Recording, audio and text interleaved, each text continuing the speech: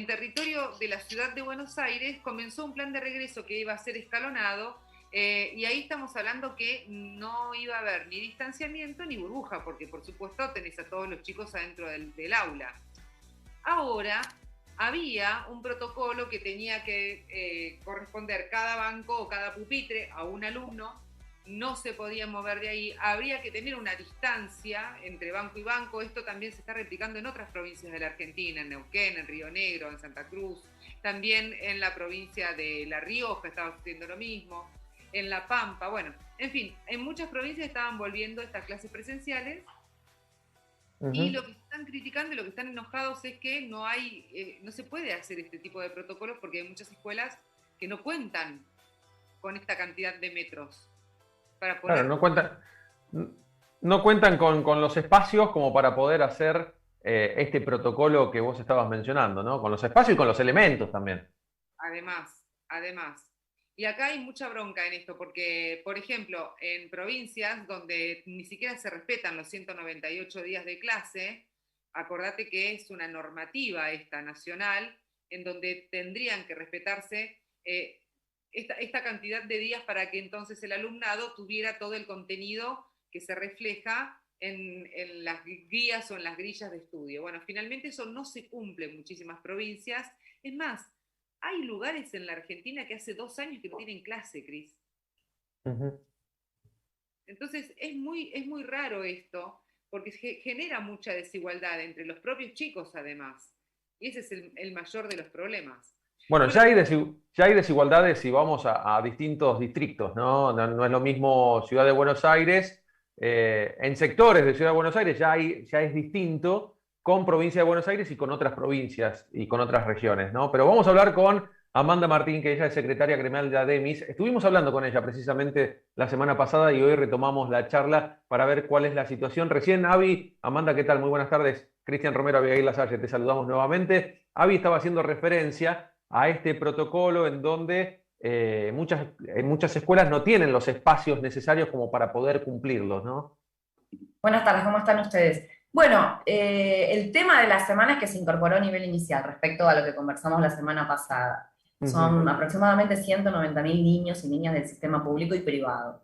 En lo que ya comentamos la semana pasada, una nueva modalidad, a pesar que todavía estamos en un cuadro, bueno, que si bien han disminuido los casos y otros índices a considerar de la pandemia, bueno, todavía está en la incógnita del impacto, ¿no es cierto?, en las próximas semanas de esta variante denominada Delta, y hay cierta preocupación porque, bueno, este tema de la falta de distancia social, por ejemplo, en el nivel inicial, plantea muchos desafíos. Pensemos un aula con niños de 3, de 4 años, de 25, 28, 29, 32, como me han comentado las maestras esta semana. Bueno, esto está generando inquietud porque la ciudad de Buenos Aires, mejor dicho... Disculpame, ¿32 alumnos?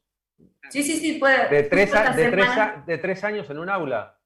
Sí, yo no soy de nivel inicial, pero esta semana nosotros hicimos una recorrida, un relevamiento artesanal, por decirlo de alguna manera, de las propias escuelas que están relevando, nos hacen llegar los casos, por ejemplo, de burbujas aisladas, que ahora son de grupos, ahora no se aísla a los 10, sino a la totalidad del curso, incluso los profesores, y me sorprendió que varios me hacían llegar de inicial 28 niños, niñas, en una salita, digamos, de jardín, del nivel inicial, y hasta alguna me refirió de 32. ¿Cuántos docentes puede haber en ese? Bueno, ahí tiene que haber proporcional, puede haber 2, 3, digamos. Ajá. Entonces van completándose un poco la idea de cuántas personas, niños, niñas también, en un mismo aula. Porque no lo desconozco, pero ¿cuántos docentes cada cuántos chicos tiene que haber? En inicial, mira, en inicial depende, pueden ser las auxiliares, ¿no es cierto? La maestra, y después puede haber 2 o 3 auxiliares, porque tiene una modalidad, por supuesto, especial. En primaria, como ustedes bien saben, bueno, tienen la maestra de ciclo, y después en los años superiores tienen por materias, digamos, las sociales, las de naturales, y ni que hablar en secundaria, que estamos hablando de 13, 14 materias, ¿no es cierto? O sea, hay profesoras, profesores. Entonces, este tema de la eliminación de la distancia social, estuve leyendo las resoluciones de Provincia de Buenos Aires y del propio ministro nacional, Nicolás Trota, que va a llevar al Consejo Federal. Aparentemente, habría una reunión donde se reúnen todos los ministros de educación para discutir la idea de 90 centímetros. Miren en qué punto estamos. Lo digo de forma risueña porque creo que esta falta de respuestas, ¿no? de los ministerios de educación en todo el tiempo que transcurrió la pandemia, no en este momento, ¿no? Porque nosotros creo que tenemos que pensar para ver dónde estamos parados, que la cuestión educativa, y no es para menos, creo yo, por las idas y vueltas, ¿no? que hubo respecto a la situación de el año pasado con pandemia, cómo garantizábamos la virtualidad, y este año la presencialidad, cómo se fueron dando las medidas, los protocolos, digamos, las dificultades para constantemente interrumpir el proceso educativo. Bueno, estaba leyendo, decía que van a discutir la idea de 90 centímetros en lugar de 1,5, donde den las condiciones áulicas, digamos, las dimensiones para eso. No sé qué resolución finalmente va a tener el Consejo Federal, pero creo que estamos en un esquema de apertura total de actividades, ¿no? Entonces se conlleva también a la apertura educativa. Nosotros hicimos un relevamiento entre la semana pasada que inició primaria y esta semana, bueno, poquitos días de inicial, y ya hay 62 escuelas que nos hicieron llegar relevamiento de diferentes burbujas aisladas. Ayer también el Centro de Estudiantes del Colegio Nacional Buenos Aires, bueno, 5 días de presencialidad, 13 divisiones todas aisladas. Bueno, veremos cómo se desarrollan las próximas semanas, pero ciertamente cuando la falta de distancia, de ventilación, de mobiliario o aulas adecuadas, naturalmente complica porque hay que agregarle a estas idas y vueltas que yo mencionaba, digamos, en términos educativos durante todos estos meses que transcurre en la pandemia, que tampoco hubo recursos o partidas presupuestarias adecuadas o refuerzos para poder acompañar esta nueva modalidad. Entonces, nosotros estamos viendo con mucha preocupación, lo seguimos de cerca, tenemos relevamientos, como decía, medio artesanales porque nos llegan de las escuelas, porque no hay datos oficiales que brinda el Ministerio de Educación en Ciudad. Así que bueno, hemos visto cómo algunas cooperadoras también han hecho visible la falta de recursos o de infraestructura escolar. En muchas escuelas, por ejemplo, no han terminado las obras de infraestructura escolar, entonces vamos, por ejemplo, a los comedores, porque ustedes saben que se reabrieron también la alimentación, los comedores, y ahí hay muchos problemas a plantear, porque no se han terminado obras claves, entonces están dividiendo en turnos. O sea, ustedes, para que se configuren una idea, realmente estamos en una situación muy nueva, muy compleja, donde constantemente se interrumpe el proceso educativo, y bueno, con dificultades, porque creo que un agravante de la pandemia fue que nosotros ya veníamos de una situación de crisis educativa y de recorte de presupuesto, y eso se nota, porque no tenés dispositivos y acceso a la conectividad en el marco de virtualidad, y no tenés a la vuelta de la presencialidad nuevas aulas, construcciones, ¿no es cierto? Digamos, transporte escolar, una cosa que el viernes tuve una reunión en el Ministerio de Educación. Nosotros llevamos toda una serie de inquietudes nuevas y viejas. Viejas en el sentido que ya se lo habíamos planteado, pero que ahora se replantean con esta nueva modalidad de presencialidad absoluta. Les dijimos que tenían planteado un esquema de transporte escolar específico, nosotros lo habíamos planteado en el mes de febrero. Nos dijeron que no, que rige la prioridad para estudiantes y docentes. Yo tomo transporte público, quiero decirles, sí, digamos, realmente todos vamos a trabajar o a estudiar, los que tomamos transporte público, y nadie me va a dejar el espacio a mí o a un estudiante para que llegue horario, y tienen que respetar cierta cantidad de pasajeros, ¿no es cierto?, en el transporte, con lo cual bueno, eso no, seguramente ustedes lo habrán visto. Eso no existe. Largas colas. No, no existe. Yo se lo planteé directamente al ministerio, digamos que le di mi testimonio personal, ¿no es cierto?, directamente, y el de muchas otras escuelas, y ahí vemos un problema. También fue un problema el transporte público para todos los trabajadores, ¿no? El tema del transporte público, porque no hubo un refuerzo. Nosotros a principio de año planteamos el tema de una modalidad de transporte escolar exclusiva, y nos dijeron que no, que habían sacado esta idea de prioridad en el transporte público. No se respeta, este es otro aspecto también a tener en cuenta. A nuestro entender no se respeta. Y lo digo con conocimiento de causa porque, insisto, yo tomo transporte público todos los días y realmente no se viaja con ventilación ni con distancia social. Entonces, bueno, también este es otro aspecto que creo que se agrega a esto que yo señalaba como una crisis educativa que ya arrastrábamos, digamos, preexistente a la pandemia, me refiero. Y bueno, esto es el resultado, yo diría, de un ajuste casi permanente, año tras año. Basta mirar los números del presupuesto para darse cuenta que en la pandemia esto se ha agravado y ahora, bueno, estamos expectantes y, bueno, siguiendo el proceso de cómo se va a desarrollar esta presencialidad absoluta. Iba a decir, porque además el presupuesto 2021 y de hecho lo que se está elaborando para el 2022, estamos hablando de una baja del presupuesto para la educación. Sí, si uno ve, digamos, en términos de lo que representa el presupuesto educativo del total en educación, año tras año, un puntito, 2 puntitos, 3 puntitos, estamos en un 17% aproximadamente, y si uno desglosa las partidas presupuestarias a dónde están dirigidas, hubo un fuerte shock para la educación privada, hubo reorientación de fondos del propio presupuesto para educación privada, se recortó el denominado Plan Sarmiento, que es, para que ustedes sepan, el plan de, digamos, computadoras y conectividad, nada menos, y se lo orientó este año, en el mes de enero, estaba presupuestado para el Plan Sarmiento, para partidas para escuelas privadas, es decir, que cada vez también va creciendo, como en la torta total del presupuesto destinado a educación, los recursos para educación privada, y bueno, esto se ve, se siente en la escuela pública, en infraestructura, en recursos, en cargos docentes. Hay un aspecto que quizás no se charla mucho, pero que preocupa mucho a las familias, que es la situación académica.